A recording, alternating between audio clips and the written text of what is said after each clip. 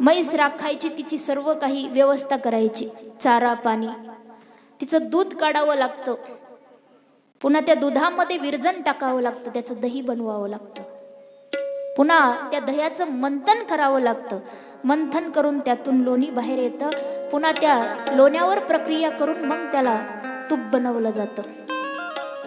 पण जे काही शहाणे माणसं असतात ती एवढी काही म्हणजे प्रक्रिया करेपर्यंत किती वेळ वाया जातो, किती कष्ट लागतात, किती मेहनत. मग एवढी मेहनत करण्यापेक्षा काही शहाणे लोक डायरेक्ट तूप विकत घेतात. कोणी म्हैस राखायची, कोणी दूध काढायचं, हे सगळी म्हणजे प्रक्रिया ही मेहनत वाचवतात, डायरेक्ट तूप विकत घेतात, रेडीमेड. तसं साधू संतांनी कलियुगातल्या जीवासाठी सर्व काही ज्ञान जे जगामध्ये आहे, वेद शास्त्र पुराण, सगळ्यांचं सार म्हणून भागवत कथा निर्माण केली.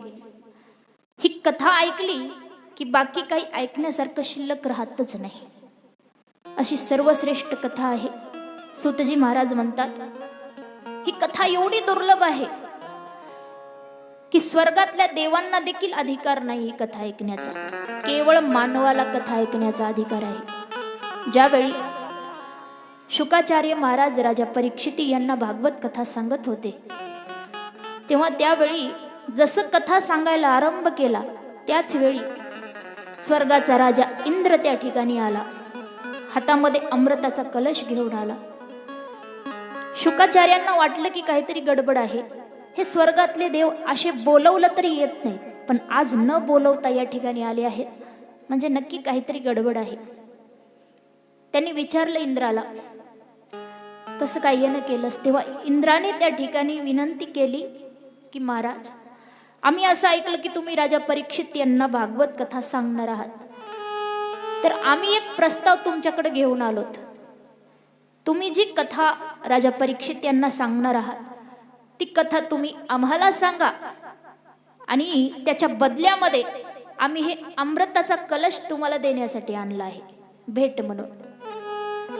तेव्हा शुकाचार्यांना हसू आलं. ते म्हणाले, तू आलास तेव्हाच मला वाटलं होतं काहीतरी गडबड आहे, पण हे तुझं अमृत मला नको आहे, आणि ही कथा ऐकण्याचा अधिकार तुम्हा देवतांना नाही म्हणून सांगितले. तेव्हा त्या ठिकाणी इंद्राने राजा परीक्षित यांनाही विचारले की परीक्षित, तुला जर तुझं मरण टाळायचं असेल तर हे अमृत तू घे आणि कथा अमृत ऐकण्याचा अधिकार आम्हाला दे. तू हे अमृत पिल्यावर तसंही तू मरणार नाहीस. पण राजा परीक्षित यांनी विचार केला, ज्या अर्थी माझ्या गुरुदेवांनी अमृत नाकारलं त्या अर्थी कथा अमृत या स्वर्गाच्या अमृतापेक्षा श्रेष्ठ असलं पाहिजे. म्हणून राजा परीक्षित यांनी सुद्धा त्या ठिकाणी नकार दिला. शुकाचार्य म्हणतात, इंद्रा, तू जर श्रोता बनून आला असतास, भक्त बनून आला असतास, तर एक वेळ मी तुला हे भागवत सांगितलं सुद्धा असतं, पण तू सौदागर बनून आलास, व्यापारी बनून आलास, म्हणून तुला हे कथामृत देण्याचा अधिकार नाही.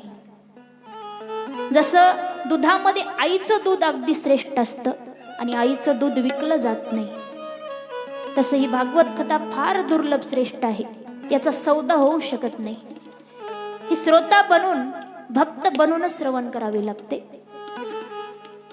कथा म्हणजे व्यापार नाही, कथा म्हणजे परमार्थ आहे, आणि यामध्ये व्यापारी वर्ग येऊ शकत नाही. देवाचे भक्त, केवळ देवाचे भक्त ही कथा श्रवण करू शकतात. आणि इंद्राने या ठिकाणी या कथेला सौदा बनवण्याचा प्रयत्न केला, पण शुकाचार्यांनी इंद्राला त्या ठिकाणी हाकलून लावलं की तुला अधिकारच नाही, ही कथा ऐकण्याचा अधिकार स्वर्गातल्या देवांना नाही म्हणून सांगितलं. तेव्हा राजा परीक्षित यांनी विचारलं, गुरुदेव, या दोन्ही अमृतामध्ये फरक काय आहे?